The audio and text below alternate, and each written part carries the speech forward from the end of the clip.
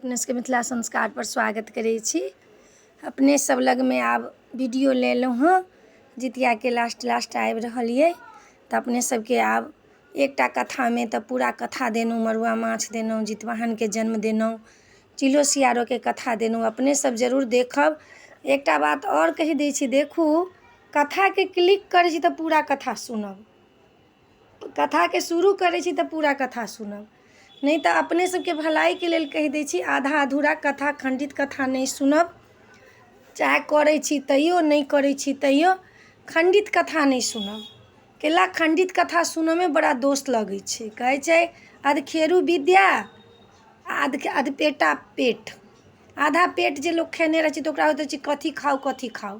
तहिना आधा कथा जे सुनब ताहिसँ बड़ा दुख लिखत। पूरा कथा सुनब अपने सब आ कथा के मनन करब। तऽ आब अपने सबके कथा दै छी। राजा हरिश्चंद्र के कथा होइ छै जे के पहिले जितिया केलकै। ओ तऽ नागिन केलखिन, तकर बाद जे छै से सतयुग से जितिया शुरू भेल छै। तऽ अपने सबके बतबै छी, जखन राजा हरिश्चंद्र के विपत पड़लनि, जखन विश्वामित्र सब जे छथिन से हुनकासँ लऽ लेलखिन सत्य के कारण, झूठ नहीं बजलखिन, सत्य के कारण हुनकर राजपाट सबटा जे छनि से बिक गेलनि, सबटा दान में दऽ देलखिन। आब हुनकर जे रहनि मुद्रा देबऽ के, 1000 मुद्रा देबऽ के लेल, तैला ओ अपने डोम घर में जाकर बिक गेलखिन। एकर बाद हुनकर पत्नी जे रहनि तारा रानी से बड़ा सती रहथिन, बहुत सत्य में चलऽ वाला माता के भक्त, माता रानी राधा रानी के भक्त। ओ जे छथिन सेहो बिक गेलखिन। हुनकर बेटा जे रहनि सेहो बिक गेलनि। विश्वामित्र के जे रहथिन से हुनकर जे दक्षिणा के रहनि से पाई दऽ देलखिन, सत्य पर चलऽ वाला। तऽ सूर्यवंश के रहथिन राजा हरिश्चंद्र। तऽ सूर्यवंश के जे रहथिन तऽ आब सूर्य के तऽ बड़ा तकलीफ होइन जे हमरा वंश के, हमरा राजा के, हमरा एना होइए। लेकिन जखन लंका में आगि लगलै तऽ कहै छै जे सब बसात बहऽ लगलै, 12 बसात। तहिना जखन विपत के घड़ी आयत नहीं, तखन आरो विपत भऽ जायत। भगवान जाँच लै छथिन, सब जाँचै छथिन जे देखै छी कते काल डिगैए। तऽ जखन विपत आबे तऽ एके बेर एते दुखी नहीं भऽ जाए, आ सुख आबे तऽ एते बेर फूले नहीं समाय। ताहि लऽ कऽ मीडियम में सब दिन रही। विपतो अबै छै तऽ विपतो के घड़ी कटि जाइ छै, जेना सुख के घड़ी कटै छै तहिना विपतो के घड़ी कटि जाइ छै। तऽ अहाँ सबके कहै छी, ई कथा तऽ सुनबे करब कि सुनबे करब, जे हम कथा दऽ रहल छी राजा हरिश्चंद्र वाला, से अहाँके ई हरिवंश पुराण से ई कथा आयल। हम देखू ओना कथा नहीं दै छी। हरिवंश पुराण जे छै से पुत्र के लेल छै। कहै छी कि जे गंगा नहायब हरिवंश कथा सुनब जे पुत्र फल पायब। तऽ हरिवंश पुराण से अहाँके ई कथा आयल, जे राजा हरिश्चंद्र वाला कथा देबऽ के लेल ई कथा दै नहीं छल केओ।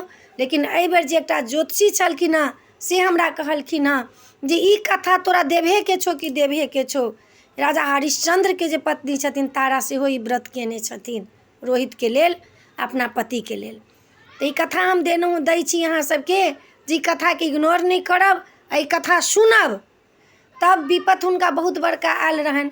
राजा हरिश्चंद्र जे छथिन से चंडाल के हाथ बिक गेलखिन, डोम के हाथ। हुनकर पत्नी जे रहनि से बदमाश रहथिन। पत्नी जे रहनि डोम के से नीक रहथिन, कहा गेल बदमाश नीक रहथिन, आ पति जे डोम रहथिन से बड़ बदमाश रहथिन। आ हुनकर पत्नी बुझथिन जे ई राजा छै, हरिश्चंद्र छै, एकर सत्य नहीं भंग ठेबै। कहियो राजा हरिश्चंद्र भोजन हुनका ओहिठमा नहीं केलखिन। काँच भोजन लेथिन, काँच भोजन खाथिन, चाहे जल पी कऽ, गंगा जल पी कऽ रहथिन।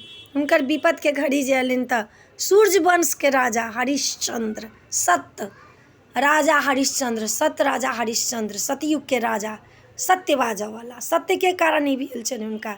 सत्य के कारण तीनों बिक गए डोम, बिक गए तीनों प्राणी, राजा हरिश्चंद्र दानी। सत्य के कारण तीनों बिक गए तीनों प्राणी, राजा हरिश्चंद्र दानी। अपने सबके कहि रहल छी कि केलखिन हँ, जखन रोहित के हुनका माय के एकटा ब्राह्मणी के घर में भेटलनि हँ काज करऽ के लेल। पंडिताइन बड खड़ूस, पंडितजी नीक। ओ की करै छथिन, पूजा पाठ के बर्तन भाड़ा धोइ छथिन, पुरोहित फूल तोड़ऽ जाइ छथिन। अहिना फूल तोड़ऽ गेलखिन, जखन विपत के घड़ी अबै छनि, विश्वामित्र कहलखिन ई तऽ बहुत खुश छै। विषहर के रूप, नाग के रूप धारण कऽ कऽ रोहित के डसि लेलखिन। जहन रोहित के डसि लेलखिन हँ तऽ तारा जे छथिन से करुणा करै छथिन, बहुत करुणा करै छथिन। सूर्य भगवानके रहल नहि गेलनि जी हमरा वंशके अइ आ एकरा पुत्रो मरि गेलै। एकर पति जे छै कि कखनो अधर्मपर नहीं चलि जाय, डोम घरमे छै, ओकर पानि नहीं पी ले, एकर अधर्म टूटि जेतै। आब नहीं जाति पाति नहीं बुझै छै, ताहि दिन तऽ जाति पाति बड्ड बुझै छलियै, धर्म अधर्म बड्ड बुझै छलै, धर्मेपर राज चलै छलै, देश चलै छलैए। लेकिन धर्म नहीं कहीं टूटि जायत, हुनका नहीं बर्दाश्त भेलनि तऽ सूर्य उतरि कऽ एलखिन, कहलखिन कि हे देवी अहाँ कतेक करुणा करै छी, एहि करुणा कयलासँ अहाँके किछु नहीं हैत। तारा बड्ड करुणा करै छथिन। तारा रानी जे छथिन से भगवानके गोहरबै छथिन जे बिकने के चलला तीनू प्राणी, राजा हरिश्चंद्र दानी अपने तऽ बिकला राजा हो, रोहित के बेची देला।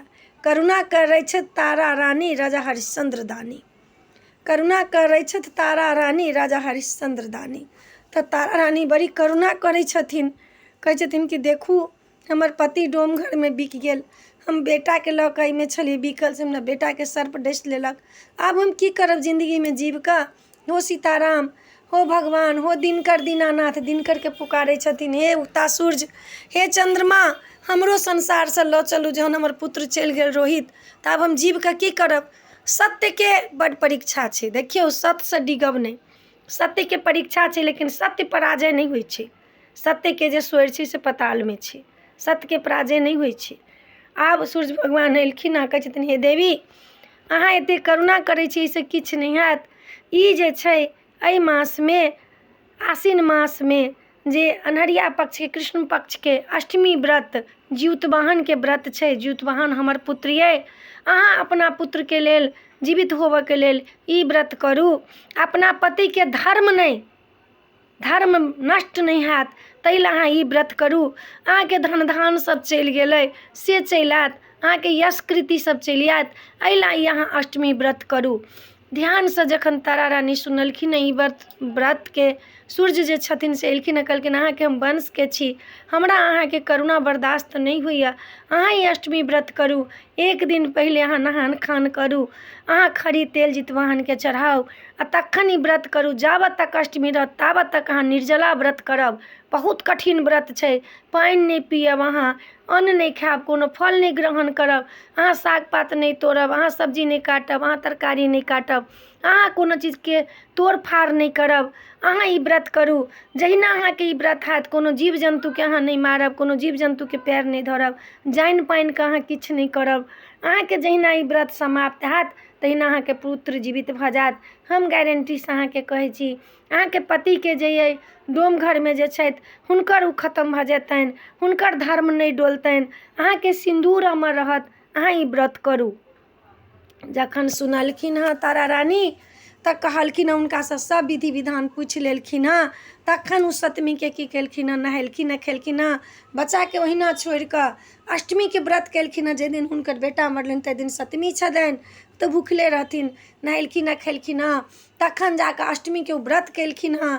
तखन जाकऽ बेटाके जहन व्रत कयने छथिन हँ, व्रते कऽ कऽ गेलखिन हँ श्मशानमे अपना बेटाके जराबऽके लेल, अपना संतानके जराबऽके लेल जितिया कऽ कऽ। हुनका केओ कहीं नहीं, कफन जे देथिन से कफनके कपड़ा हुनका नहीं रहनि। आ ओहीठमन जे रहथिन डोम घर बिक गेल, मरिकंडका घाटपर, काशीमे एखनो ओ घाट छै, मरिकंडका काशीमे ओ घाट छै, राजा हरिश्चंद्रके घाट छै, जाहिठमन रोहितके जाहिठमन चिता जरैत रहै ताहिठमन हुनका रखवारी करला देने रहनि डोम चंडाल। देखियौ राजा एकटा डोम चंडाल भऽ कऽ ओहिठमन रखवारी करथिन।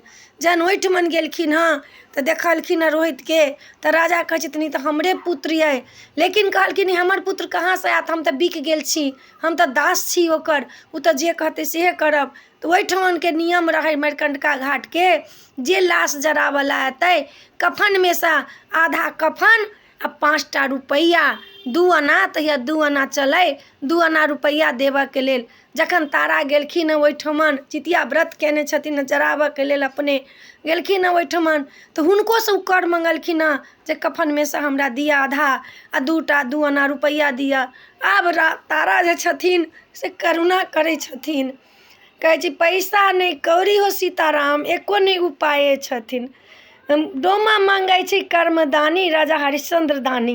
आब ओ एकदम बिलखि बिलखि कऽ कानि रहल छथिन, जितवाहन दिनकर के पुकारि रहल छथिन, पैसा नहीं कौड़ी हो सीताराम, एको नहीं उपाय छै। आ डोमो मांगै छी कर्मदानी, राजा हरिश्चंद्र दानी। कहै जे छथिन आ विलाप जे करै छथिन तऽ अचरा फाड़ै छथि तारा रानी, राजा हरिश्चंद्र आदि जखने अचरा फाड़ै छथिन कि ब्रह्मा विष्णु महेश जितवाहन सब आबि गेलै ने, हुनका बेटाके जीवित कऽ देलखिन हँ। हुनकर जे चंडालवला छलनि से सब चलि एलनि हँ आ हुनका सबके कहलखिन हँ अहाँ सब सत्यके बाजऽवला लोग छी, अहाँके सत्य जय भेल आ हमर असत्य पराजय भेल। अपनेके हम परीक्षा लै छलिए, अपनेके जाँच लै छलिए। जितवाहन कहलखिन हँ अपनेके जे सर्प डसने छलऽ से विश्वामित्रके गन छलऽ, अपनेके बेटाके हम सब सर्प खींच रहल छी। आइ दिनके बाद अहाँ अष्टमीके व्रत नहीं छोड़ब। माताके भक्त छथिन तारा रानी।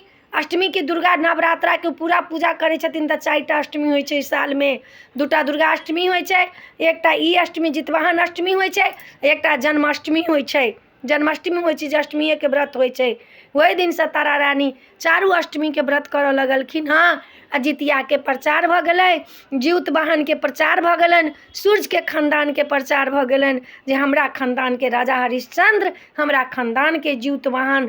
तऽ राजा हरिश्चंद्रके पत्नी तारा रानी कथा कहलखिन हँ, ई सुनलखिन हँ आ ओ बजै छथिन नेविसारण्यमे जे ई हरिश्चंद्रके पत्नी सेहो ई व्रत केने छथि रोहितके लेल आ हरिश्चंद्रके लेल। तऽ अपने सबके ई कथा केहन लागल, केहन छै वीडियोमे तऽ इएह अइ। नीक लागत तऽ हमरा सब्सक्राइब करब, लाइक करब, कहऽके नहि बिसरब जे केहन लागल नहीं लागल। किछु गलती हैत तऽ क्षमा मांगै छी अपने सबसँ, बच्चा जानि कऽ क्षमा कऽ देब, चाहे जे जानि कऽ क्षमा कऽ देब। जे गोटा सुनै छी से हमरा क्षमा कऽ देब, लेकिन ई कथा अहाँ पूरा सुनब, लाइक करब, सब्सक्राइब करब। जय मिथिला, जय जितवाहन, जय माता जी।